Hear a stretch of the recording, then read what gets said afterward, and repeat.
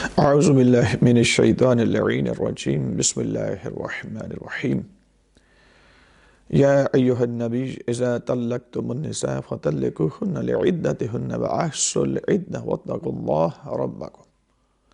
حمد و ثنا ہو اللہ جل شانہ کی جو لائق حمد و ثنا ہے، اور درود و سلام ان ذوات مقدسہ و مطہرہ پر جو لائق درود و سلام ہیں، اور نفرت و لعنت ایسے لوگوں پر جو لائق نفرت و لعنت ہے۔ مومنین کرام، آج انتہائی اہم اور انتہائی حساس عنوان پہ گفتگو آپ کی خدمت میں پیش کرنے جا رہے ہیں، اور وہ عنوان ہے عنوان طلاق۔ طلاق ایک ایسا عنوان ہے کہ جس سے اگلی نسلیں جس پر موقوف ہیں بس اوقات ہو جاتی ہیں، اور اگر اس کو صحیح طور پہ سمجھ کر جو قرآن نے اس کا ایک اسلوب دیا ہے، جو طریقہ دیا ہے، اگر اس کے مطابق یہ طلاق نہ دی جائے، اور ایک جو مروج طریقہ ہے کسی حکمران کی طرف سے جو آیا ہوا اس کے مطابق، وہ طلاق نہیں ہے۔ تو اس بنا پہ آج آپ کی خدمت میں بہت سارے مومنین کے اصرار کی وجہ سے یہ ہم گفتگو پیش کرنے جا رہے ہیں۔ تو ایک بات ذہن میں رکھیں کہ ایک طلاق وہ ہے کہ جو شوہر یونین کونسل سے نوٹس بھیجتا ہے اپنی زوجہ کو طلاق کا، یا مثلا عدالت میں جا کے دیتا ہے، یا عورت عدالت سے خلا لے لیتی ہے۔ یہ جو تین صورتیں بنتی ہیں کہ شوہر خود یونین کونسل سے طلاق دے دے کہ نوٹس بھیج دے، یا پھر عدالت میں جا کے وہ طلاق کا نوٹس ایشو کروا دے، یا پھر عورت خود خلا کا دعویٰ دائر کرے عدالت میں اور وہ طلاق لے لے۔ تینوں صورتوں میں یہ طلاق نہیں ہے۔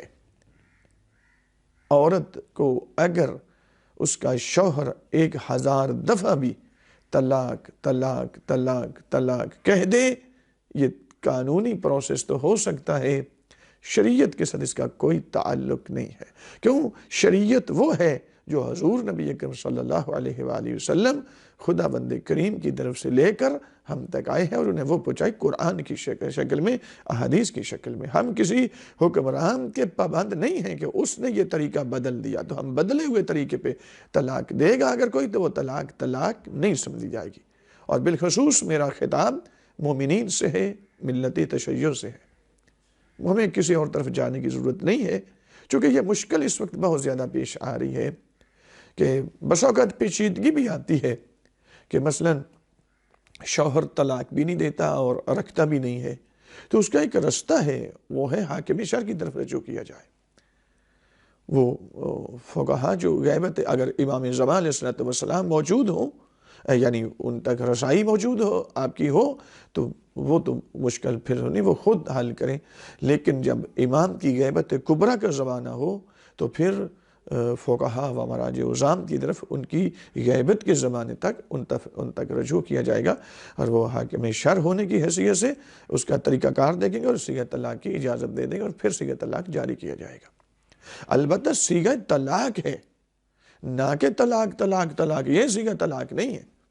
اب میں آپ کی خدمت میں یہ عرض کروں کہ اگر کوئی یونین کونسل والی طلاق پہ یا عدالتی طلاق پہ اپنی بچی کا، اپنی بیٹی کا، اپنی بہن کا آگے نکاح کر دیتا ہے، تو وہ نکاح دوسرے مرد کے ساتھ نکاح نہیں ہو سکتا۔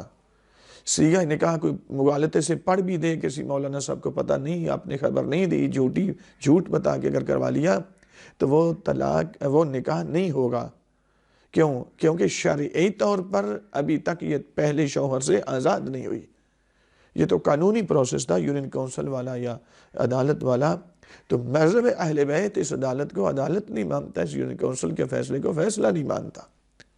آپ کتاب القضاء وسائل الشیعہ جلد نمبر 18 پڑھیں، پوری جلد ہی معصومین نے احادیث کی اس سلسلے میں بتائی ہے۔ تو میں آپ کی خدمت میں عرض کروں گا، اگر کوئی شخص اپنی بیٹی کا، اپنی بچی کا، اپنی بہن کا نکاح اس طلاق پر، یعنی کون سی طلاق کے جو قانونی پروسیس ہے، مثلا یونین کونسل والی یا عدالت والی، یا مثلا شوہر ویسے ہی نہ یونین کونسل میں دیتا ہے نہ عدالت سے، بلکہ ویسے ہی طلاق لکھ کر ایسے ہی نوٹس بھیج دیتا ہے یا اس کو دے دیتا ہے یا کہہ دیتا ہے زبانی طور پر.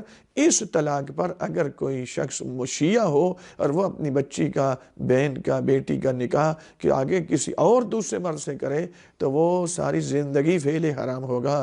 اور جتنے بچے پیدا ہوں گے وہ سب حلالی نہیں ہوں گے، سب حرامی بچے پیدا ہوں گے.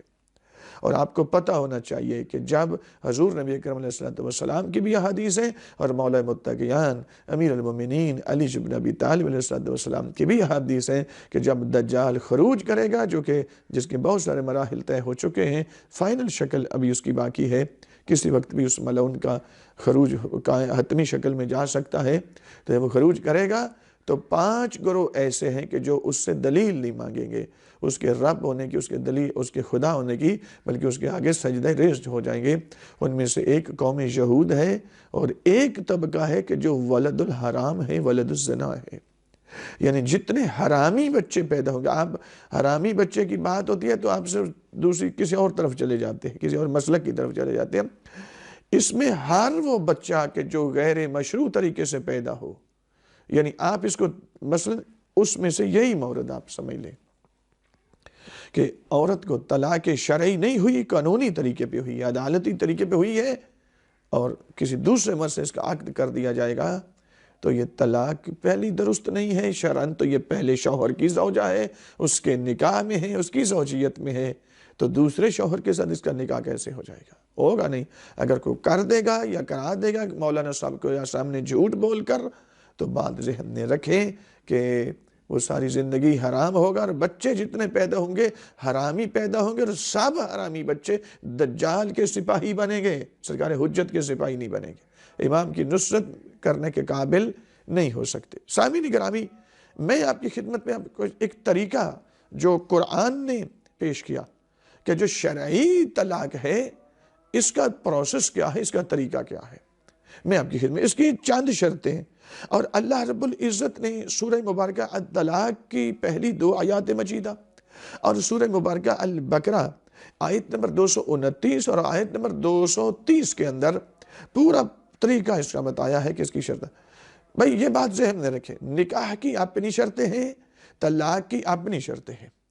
البتہ طلاق میں جتنی سخت شرطیں رکھی گئی ہیں اتنی نکاح میں سخت شرطیں نہیں ہیں. صحیح اگرچہ اس کی اپنی شرطیں، لیکن جتنی سخت شرطیں طلاق میں رکھی گئی ہیں اتنی نکاح میں نہیں. مثلا ایک شرط یہ ہے کہ عورت پاکیزگی کی حالت میں ہوگی تو طلاق ہوگی،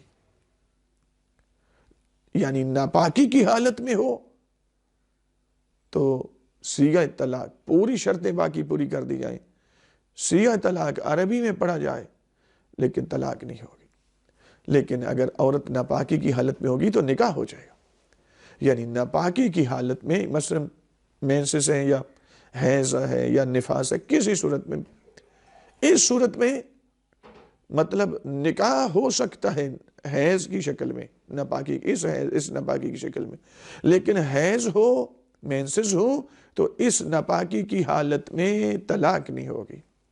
نمبر 2، نکاح میں گواہ رکھنا مستحب ہے، گواہ نہ بھی رکھیں نکاح ہو جائے گا. لیکن طلاق میں جب تک 2 گواہ جو عادل ہوں، اور یہ خداوند متعال سورہ مبارکہ الطلاق میں اس کی دوسری آیت میں خدا فرماتا ہے وَأَشْهِدُوا ذَوَيْ عَدْلٍ مِّنْكُمْ وَأَقِيمُوا الشَّهَادَةَ لِلَّهِ کہ جب تم طلاق دو تو اپنے میں سے جو عادل ترین لوگ ہیں ان کو اس کا گواہ بناؤ. یعنی غیر عادل بندہ، غیر عادل کون ہے؟ جو حرام اور حلال میں تمیز نہیں کرتا. مثلا داڑھی منڈوا دیتا ہے، عادل نہیں ہے، طلاق میں گواہ نہیں بن سکتا. نماز کبھی پڑھ لیتا ہے کبھی نہیں پڑھتا، عادل نہیں ہے، طلاق میں گواہ نہیں بن سکتا. یا مثلا خمس واجب ہو چکا ہے، ادا نہیں کرتا، یہ عادل نہیں ہے، طلاق کے اندر گواہ نہیں بن سکتا. یا مثلا روزہ ماہ رمضان آ گیا، روزے کوئی رکھتا ہے کچھ نہیں رکھتا یا سرے سے رکھتا ہی نہیں ہے، عادل نہیں ہے، طلاق میں گواہ نہیں بن سکتا. تو بھئی اس کے فقہ کے اندر بڑے سارے موارد ہیں کہ جو تمام واجبات کی پابندی سے ادائیگی کرتا ہے، تمام محرمات سے اجتناب کرتا ہے، وہ عادل ہے۔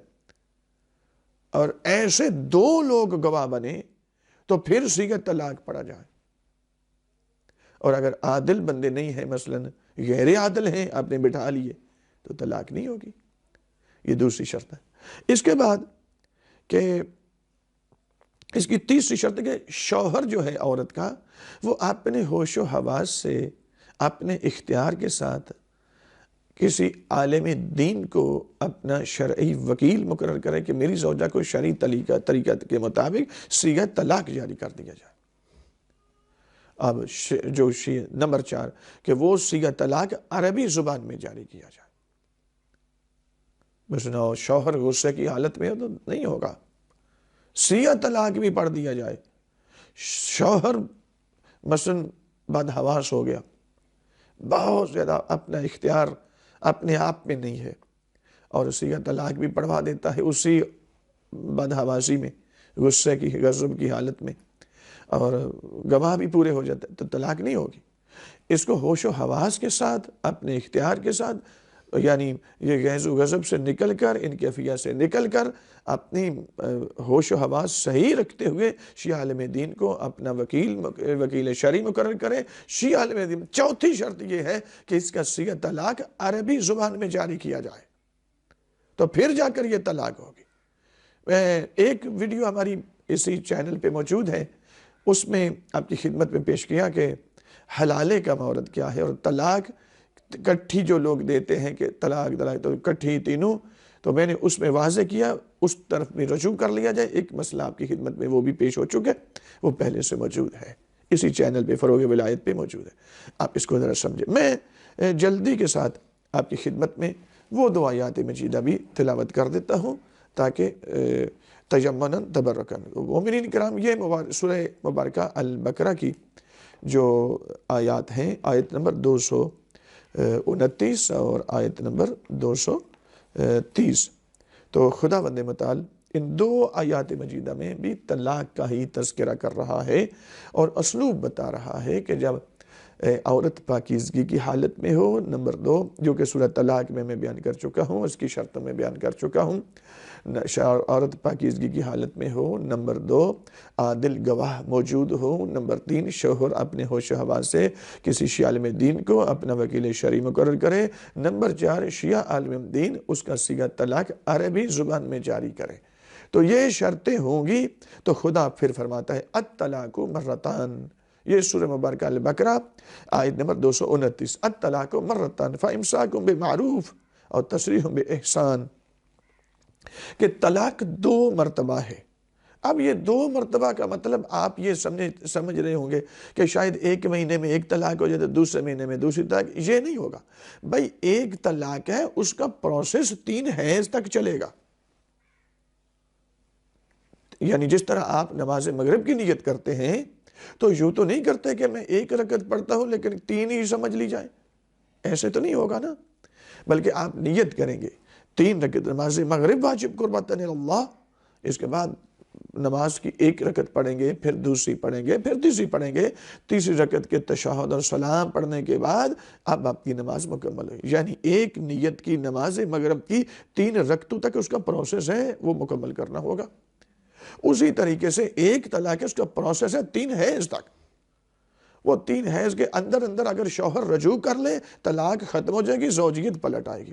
لیکن اگر اس کے بعد مثلا عدت ختم ہو گئی اور اس کے بعد اب شوہر اور اس عورت کے اندر مسالت کا کوئی امکان بنتا ہے تو ان دونوں کے درمیان دوبارہ سے نکاح پڑا جائے گا۔ حلالے کا مورد جو ہے وہ بہت دور ہے، میں بات اس پہ کر چکا ہوں، ذرا اس ویڈیو کی طرف رجوع کر لینا تو مومنین کرام اپنی نسلوں کو محفوظ کریں۔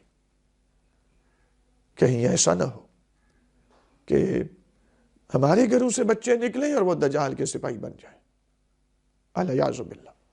بہت نازک وقت ہے، اپنی شرعی ذمہ داری کو سمجھیں اور فقہ کو اپنے ہاتھوں میں نہ لیں، کیونکہ ہمیں اس وقت معلوم ہوا کہ کچھ نصیریوں کے کچھ جو جہال کے جو پیکر جہالت ہیں وہ ملائی مومنین کو لکھ کر دیتے ہیں کہ عورت کے قریب اگر 4 سال تک یا 4 ماہ تک نہ جائے تو ویسے ہی طلاق ہو جاتی. ارے بھائی 10 سال تک بھی نہ جائے طلاق نہیں ہوگی. یہ جو ہلاک کے چکمے میں نہ آئے، انہیں مذہب کی الف با کا بھی پتہ نہیں ہے. تو میرے محترم سامعین گرامی، یہ شرعی طلاق جو ہے اس کا ایک پروسیس ہے، اس کی شرطیں ہیں. یہ شرطیں سارے کی ساری پوری ہوں گی تو پھر عورت عدت میں بیٹھے گی. عدت گزارنے کے بعد پھر عورت جو ہے وہ کسی اور جگہ پہ شادی کر سکتے ہیں، یا اگر اسی کے ساتھ عدت کے بعد مصالحت ہوتی ہے تو دوبارہ انہی کی درمیان نکاح پڑا جائے گا. تو اس طریقے کو سمجھیں اور اپنی شرعی ذمہ داری کو محسوس کریں.